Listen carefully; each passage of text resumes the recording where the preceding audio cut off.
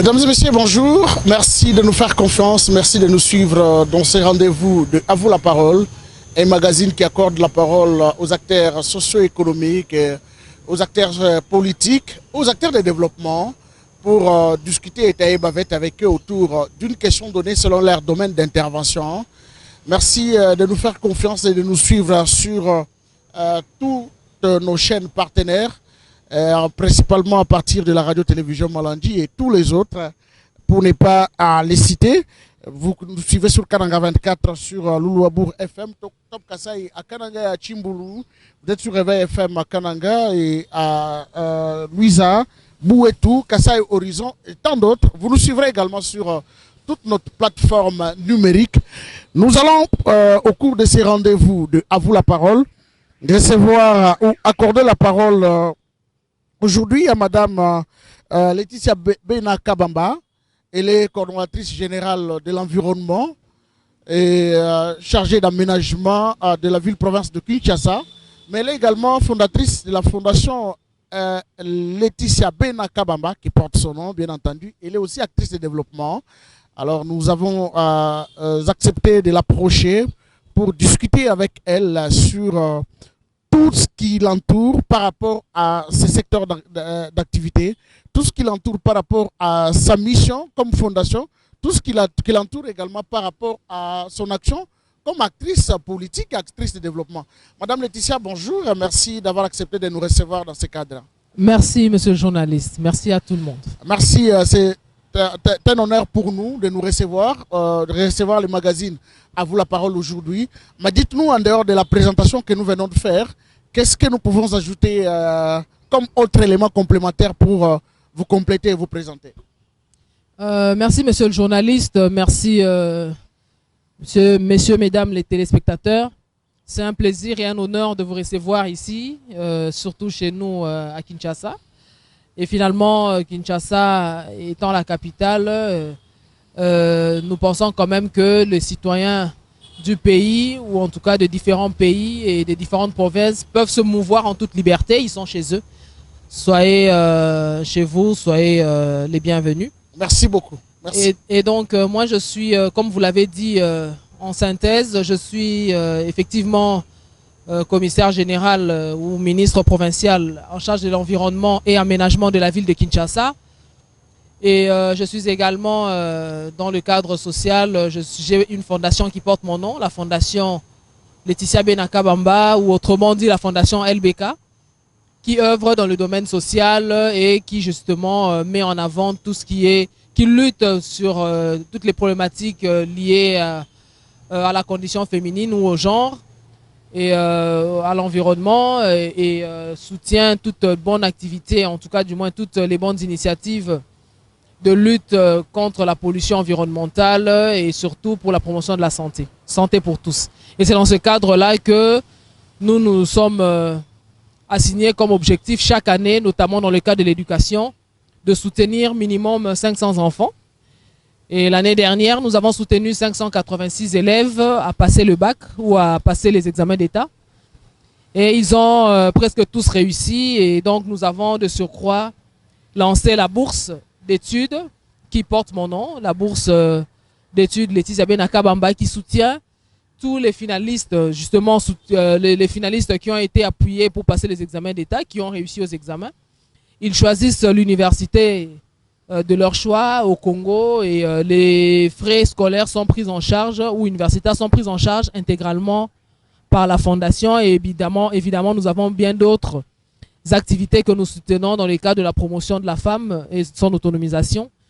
Et donc, nous avons aussi l'année passée soutenu 650 femmes à pouvoir être formées dans différents domaines, notamment la transformation des produits agricoles. Il y a plus ou moins 13 formations qui ont été données et puis nous les avons appuyées également et accompagnées afin de devenir autonomes au travers des AGR, donc des activités génératrices de revenus. Donc voilà, j'ai tour à tour été depuis 2019, j'ai assumé les fonctions de ministre en charge des affaires sociales, genre, famille et personnes vulnérables à Kinshasa.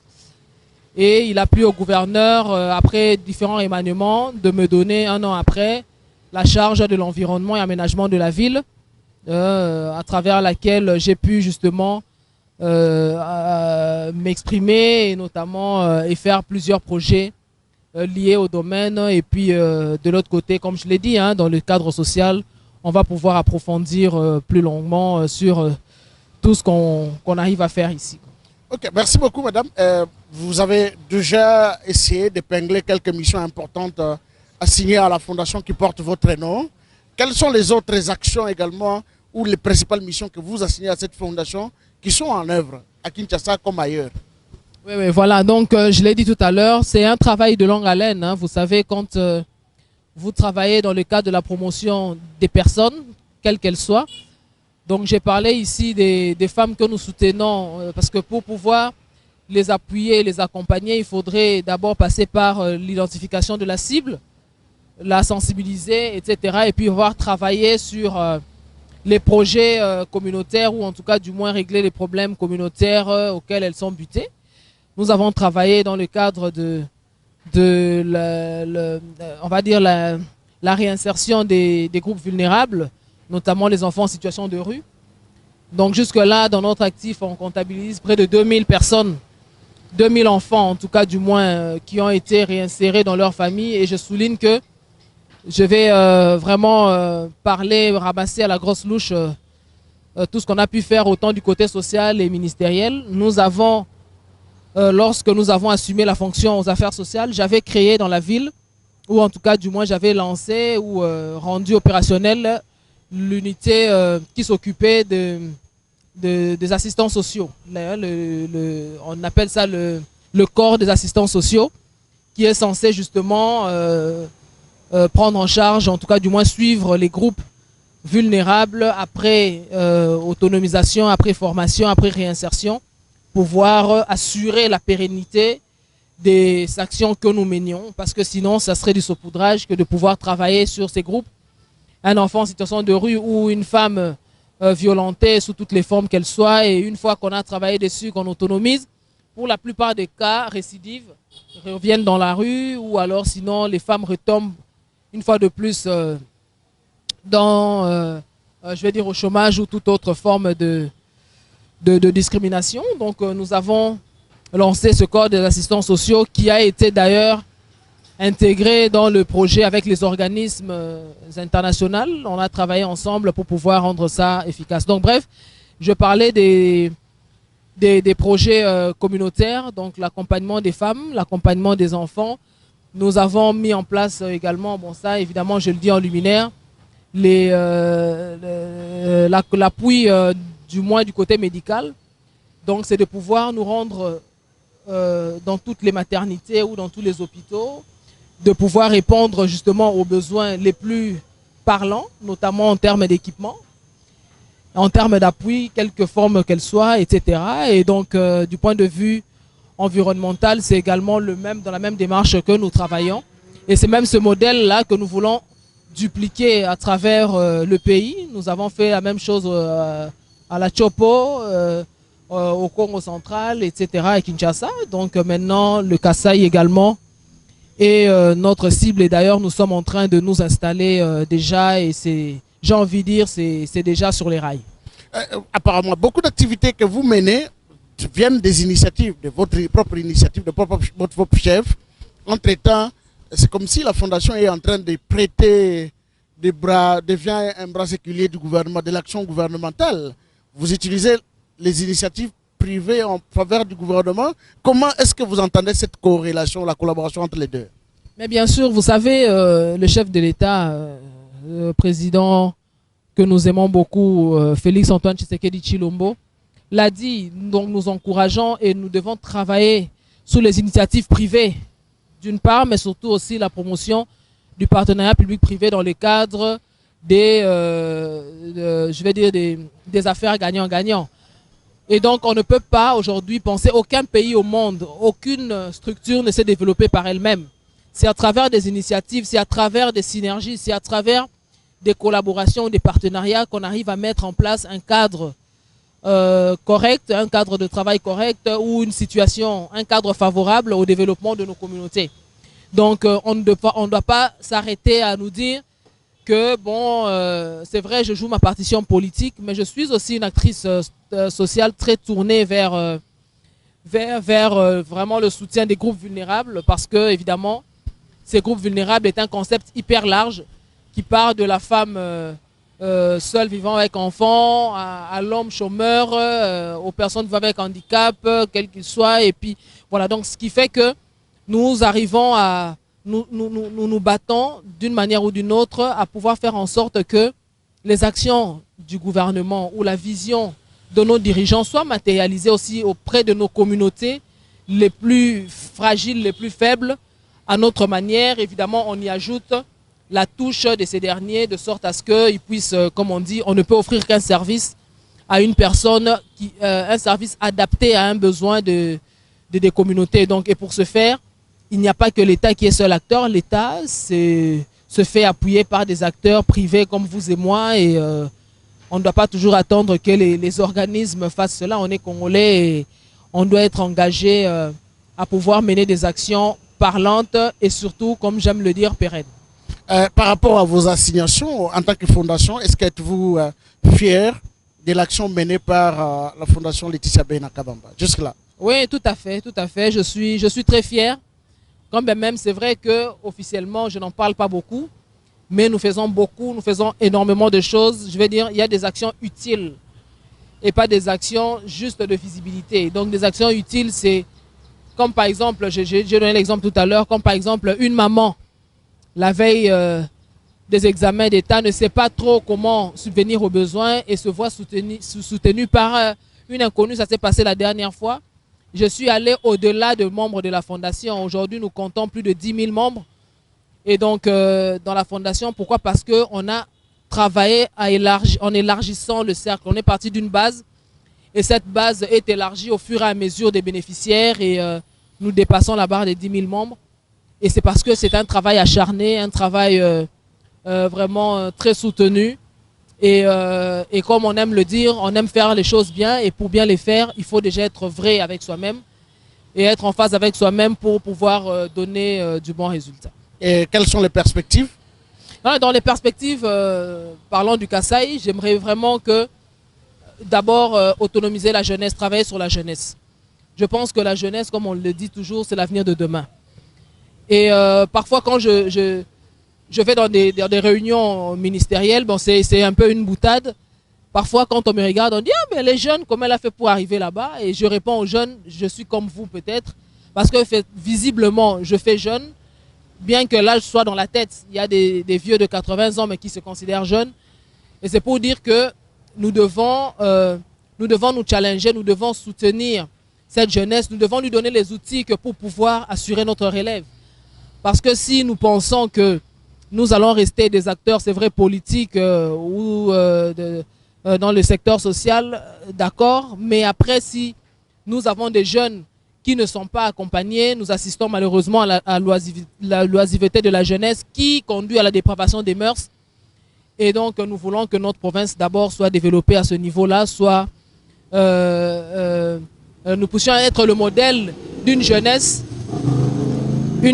engagée, une jeunesse investie à pouvoir s'en sortir et mettre en place. Moi, comme je n'aime pas la politique de la main tendue, je préfère, comme on dit, apprendre à pêcher que de donner de poissons. Donc, nous mettons en place un cadre d'abord de formation et des activités génératrices de revenus, des activités où les formations sont de courte durée et permettent aux jeunes d'être autonomes et donc lutter contre le chômage. Et puis, travailler beaucoup avec les femmes, surtout du côté agricole, en tout cas les femmes dans la transformation des produits agricoles, à créer des centres, comme on dit, des centrales d'achat qui vont permettre à ce que, le cas échéant, que nous puissions, dans notre province, parler effectivement de l'agro-industrie.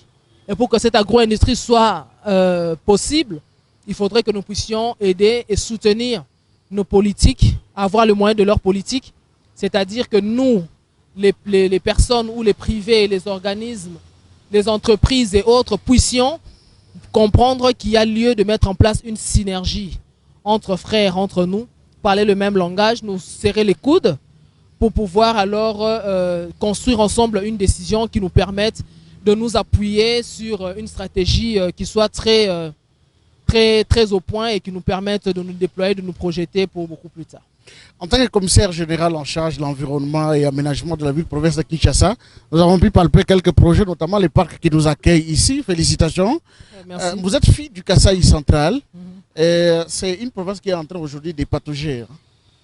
Quelle est la vision politique de Laetitia pour sa propre province? Bon, je vais dire, c'est vrai, je suis du Kasaï central et je pense que la province aujourd'hui a besoin des hommes et des femmes qui veulent le changement, qui veulent le développement sous toutes ses formes. Mais développement, je l'écris en majuscule. Nous avons des personnes de valeur, nous avons des personnes instruites, nous avons toutes les ressources humaines qu'il faille. Et d'ailleurs, dans l'histoire du pays, vous verrez que les personnes qui ont assumé des plus grandes fonctions au pays sont de chez nous. Il y a lieu qu'aujourd'hui, qu'on arrive à parler le même langage. Il faut qu'on se mette autour d'une table. Il faudrait que nous puissions mettre en place une stratégie, une synergie entre nous, que nous ayons des gouverneurs qui comprennent ce que c'est que le développement, que nous puissions nous les soutenir, nous populations, nous acteurs politiques, qui aient cette solidarité institutionnelle à leur permettre de travailler, de se mouvoir et d'avoir le moyen de leur politique, que nous ayons une assemblée solide, forte, où les députés arrivent à parler comme des frères, à parler le même langage dans l'intérêt de notre peuple, et que nous ayons des sénateurs, des personnes qui sont là où on légifère, là où les décisions se prennent, là où on peut influencer les choses, là où on peut réclamer notre dû. Notre dû, c'est évidemment, comme vous l'entendez, c'est ce qui nous revient de droit. Le développement de la province n'est pas un cadeau, n'est pas une fleur, c'est un dû, c'est un droit. Et un droit se mérite, bien qu'il se mérite, il s'arrache aussi. Donc nous devons avoir des personnes qui sont là où on légifère. Et donc c'est même dans ce cadre-là que mes frères et sœurs m'ont en tout cas du moins encouragé à pouvoir me présenter au Sénat. Et donc je vais relever un autre défi. Et d'ailleurs avec le concours et le soutien de tous nos frères. Et je pense que le moment venu, on pourra lancer la campagne officiellement, bien qu'aujourd'hui on n'a pas le droit de faire campagne. Mais c'est une parenthèse que je ferme tout de suite que pour dire nous devons arriver à parler le même langage, nous devons nous soutenir, nous devons nous challenger, nous devons nous dire que là où nous allons finalement, c'est un but à atteindre. Et pour atteindre cet objectif, il faudrait que nous puissions parler le même langage, évidemment en mettant en place une synergie de députés, de sénateurs, de ministres ou de gouverneurs de province, pour qu'aucun projet ne souffre d'aucun blocage, pour qu'aucune personne animée de bonne foi ne se voit mis les bâtons dans les roues, tout simplement parce que chacun veut garder le leadership dans son coin, alors que nous voulons tous voir notre province épanouie. Et c'est une chose qui nous chagrine au quotidien. Et je pense qu'il n'est jamais trop tard pour bien faire les choses.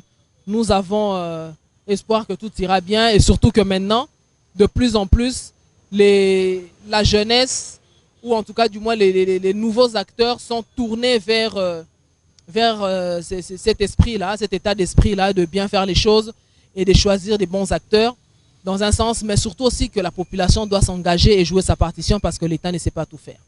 La population appelée à jouer sa partition avec cet ancrage dans les projets de développement, avec déjà les carnets d'adresses, je sais le présumer comme ça, par rapport aux différentes initiatives qui voient jour à Kinshasa et ailleurs. Aujourd'hui, c'est le Kasaï. Pourquoi vous avez accepté d'y aller comme candidate au Sénat, au lieu peut-être d'envisager le gouvernorat où vous avez peut-être un espace très, très vaste par rapport à la prise de décision pour relancer les projets de développement? Oui, je l'entends bien, c'est vrai, mais dans la vie, on ne peut pas tout avoir.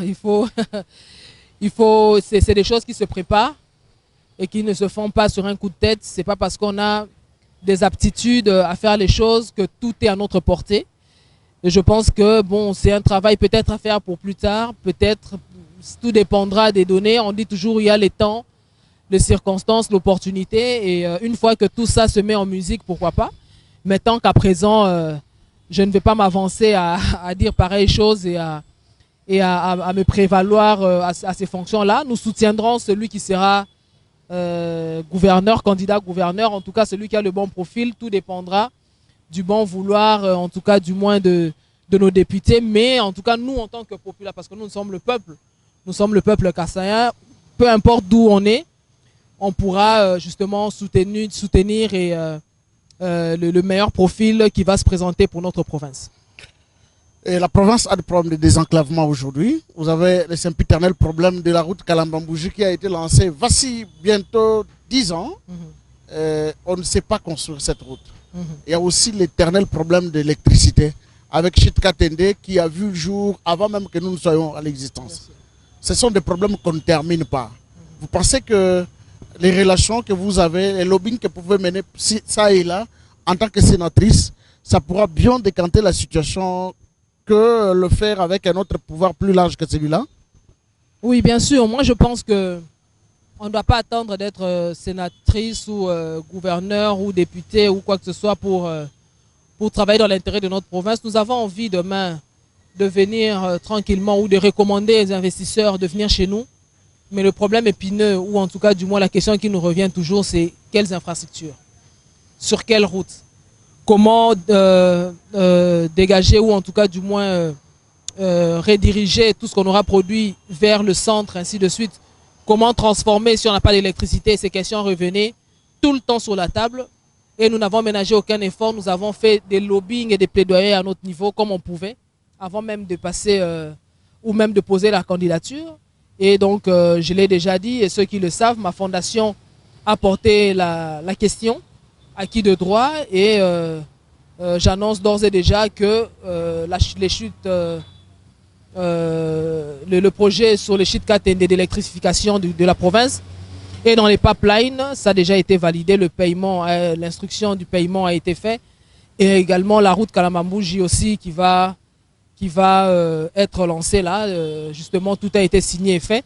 Je suis fier de ce travail qui est fait, on n'a pas, comme j'ai dit, attendu d'être ici à ce niveau-là. Nous avons d'abord vu l'intérêt de tout le monde en tant que citoyenne, en tant que petit peuple que nous sommes, mais surtout aussi de l'autre côté en tant qu'acteur politique, parce que si nous allons dans des calculs politiciens, on va se dire non mais moi j'attendrai parce que ça va profiter à l'autre et pas à moi et pourquoi pas, etc.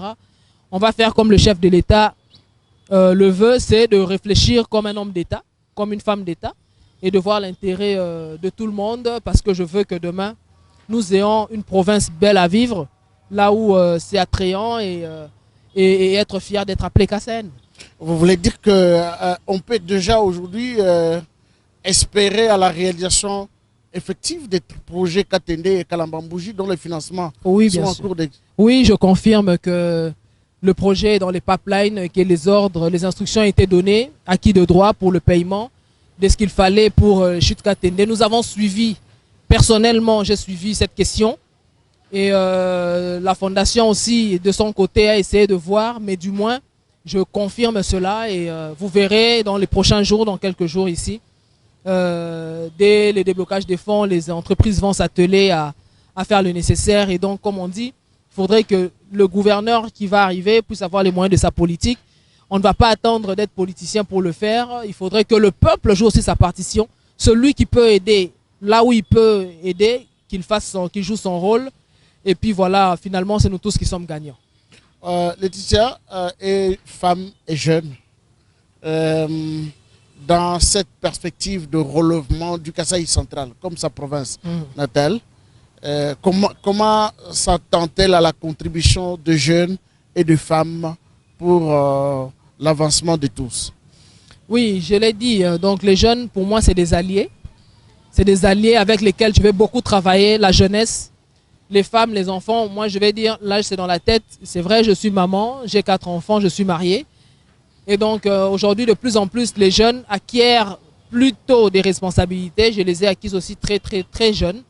J'ai commencé à travailler justement, évidemment, je n'ai pas étalé toute la biographie, bien que j'ai eu une expérience avérée à l'étranger. J'ai beaucoup travaillé en Belgique comme chef de département Afrique, à la Fédération belge, donc j'ai géré le département Afrique, tous les projets africains. Et donc j'ai travaillé également dans le cadre, j'étais la Success Story en 2016 en Belgique. Je préfère parler de ma petite structure qui a été plébiscitée Success Story. Et après, j'ai dû revenir au pays étant donné que c'est parti d'une frustration parce que justement, on se rendait compte de plus en plus que le pays était en reste. Et pourquoi ça? Pourquoi? Alors que nous avons des filles et des dignes fils du pays qui étaient malheureusement avaient tendance à se dire non, si je rentre chez nous, c'est prendre beaucoup plus de risques, c'est peut-être parce que le pays ne rassurait pas à l'époque. Et donc, c'est ce ras-le-bol de se rendre compte que la plupart des projets traînaient, tiraient les pieds, etc. Et que nous avions décidé de pouvoir amener ce que nous avons pu accumuler pendant autant d'années et de mettre ça à la disposition du pays. J'ai commencé à être également, j'ai été nommée aussi coordinatrice de tous les projets de développement, en tout cas du moins investissement des projets pour la province de Mai-Ndombe. Et donc j'ai continué à travailler dans le cadre privé, beaucoup dans la facilitation d'affaires, dans les levées de fonds. Nous avons travaillé à l'époque lorsque Brazzaville était blacklisté par le FMI, etc. Donc, bref, c'était de me dire, il faut apporter le changement, mais en étant dans la casserole. On ne peut pas savoir comment on goûte une sauce si on n'a pas fait partie, on n'a pas été l'épice pour élever le goût de la sauce. Donc, il faudra être à l'intérieur pour pouvoir jouer sa partition et apporter sa pierre à l'édifice. Donc, voilà, je pense que comme je l'ai dit, la jeunesse sera mon allié, les femmes également, et les hommes surtout, parce qu'on ne peut pas parler du genre ou de la femme sans associer l'homme. L'homme est ce partenaire qui nous permettra justement de permettre à la femme de se challenger un peu plus. Et pour oser les choses, il faudrait justement être soutenu à un certain niveau. Donc nous allons travailler ensemble, nous allons lancer des projets de développement, des projets, j'en ai plusieurs sur la table d'ailleurs. Dès la semaine prochaine, mon coordonnateur Paulin Kankou, qui est sur place, qui coordonne la province, va devoir dérouler toutes les activités qui sont en place. Vous allez avoir déjà par votre canal, vous allez devoir faire l'annonce des recrutements massifs que nous allons lancer parce que nous voulons faire quelque chose finalement. Et d'ailleurs, je lance un vibrant hommage à ceux qui le font déjà et je demande à ceux qui ne le font pas encore de venir soit s'allier à nous pour qu'on fasse bloc ou alors de pouvoir lancer aussi des initiatives positives que nous soutiendrons et que nous appuierons dans l'avenir. Merci. On peut dire que Laetitia est passionnée en question de développement. Mais bien sûr, sans le développement, aucun pays ne peut penser s'en sortir ou en tout cas du moins être hissé sur l'échiquier international tant qu'il n'a pas goûté au développement. Donc nous devons justement penser à nous développer et comme je le dis, tout le monde devra jouer sa partition. Donc le petit peuple, les acteurs politiques, les acteurs économiques, etc., il faudrait qu'on accepte qu'à un moment donné, il n'y a pas que l'État qui fait les choses. Il faudrait que nous, le peuple, puissions apporter notre pierre à l'édifice. Et puis les acteurs politiques que nous sommes ne seront pas calculateurs seulement. Parce qu'on te vote, vous allez quelque part, vous allez là où on vous attend et où est-ce que les gens imaginent que vous puissiez donner du résultat. Et arrivé là, vous commencez à faire toute autre chose, vous pensez business et autres. Non, je pense qu'on devra au contraire nous dire, si on m'a envoyé quelque part, on m'a envoyé comme gouverneur, comme député, comme sénateur, etc., c'est pour donner des résultats, c'est pour travailler dans ce sens-là. Voilà pourquoi il faudra continuer à réfléchir comme des hommes et des femmes d'État, voir l'intérêt commun et pas des calculs politiciens, sinon cela vise, comme on dit, un intérêt personnel. C'est même pour ça que dans la ville de Kinshasa, ici, j'ai beaucoup travaillé sur des projets. Et les choses qui restent, c'est ce projet qui, aujourd'hui, va doter la ville de Kinshasa des infrastructures, en tout cas du moins du point de vue assainissement, parce que l'assainissement est une problématique de santé publique aussi. Il faudrait que nous puissions mettre en place une solution définitive qui va régler définitivement la question de l'environnement. On avait du mal, ça nous a pris 1 an, voire 2 ans même des études, et puis des lobbying pour trouver les ressources, les moyens, parce que ça demandait beaucoup d'argent. On a pu lever les 10 millions pour l'acquisition des équipements. Les équipements sont arrivés, vous les avez vus, j'étais à Luanda déjà, j'en reviens. Et pour pouvoir les réceptionner officiellement, le gouverneur également, le chef de l'État, que je remercie vraiment infiniment, car sans son implication, on n'aurait pas atteint cet objectif. Et donc, et surtout aussi l'accompagnement du gouvernement central.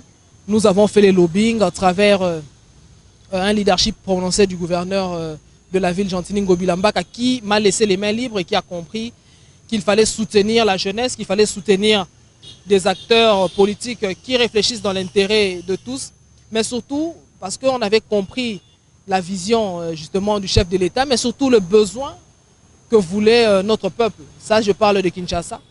Et donc aujourd'hui, dans les prochains jours, dans une semaine, c'est moins d'une semaine, on a acheté quoi, près d'une centaine de camions, des engins, etc.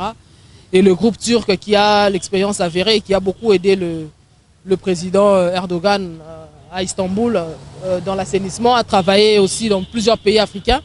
On a fait le tour de tous ces pays pour visiter et voir techniquement s'ils étaient au point. Et donc ça a été le cas, autant les fonds, comme m'a posé la question récemment une personne qui avait entendu dire qu'effectivement j'avais travaillé sur l'accompagnement du gouvernement américain sur l'assainissement de la ville. Oui, c'est vrai, parce que c'est officiel sur la page officielle de la Maison Blanche. Si vous tapez, vous verrez que l'année passée, 3 milliards de dollars avaient été débloqués pour l'Afrique et a suffi pour financer 4 pays, dont notamment le Congo, sur mon projet. Et donc j'ai pu remporter les 950 millions pour transformer tous les déchets de Kinshasa en énergie électrique, qui va désormais desservir 400 000 ménages et 35 000 emplois à l'horizon 2030. C'est des choses qui restent, c'est voilà, des choses qui, même après moi, sans remords, je me dirais, celui qui viendra, j'espère qu'il fasse mieux, mais qui continue dans cet état d'esprit. Et c'est comme ça que nous devons voir nos provinces. Nous voulons des dirigeants comme ça chez nous. Et nous allons, nous, à notre niveau, si on nous en donne l'occasion plus tard, on va continuer dans ce genre de plaidoyer, de projets d'envergure qui restent. Mais en tant qu'acteur déjà social, on essaye de faire à notre niveau ce qu'on peut pour que nous puissions, je vais dire, vivre dans des conditions acceptables. Vous croyez que Kinshasa va facilement accepter de vous lâcher? Mais le Kasaï, c'est chez moi, le Congo, c'est chez nous tous. Donc, de la même manière que je travaille à Kinshasa, je peux travailler au Kasaï. Je vous ai dit, j'étais à Chopo, j'étais au Congo central, j'ai fait aussi des projets au Congo central.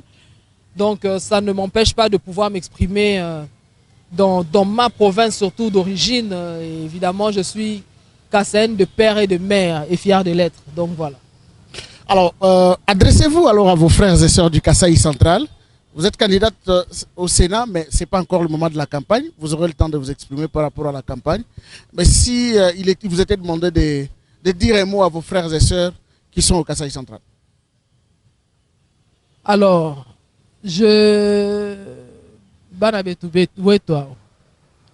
ça c'est déjà une façon pour moi d'introduire en disant que notre province est finalement pour moi, c'est le poumon du pays.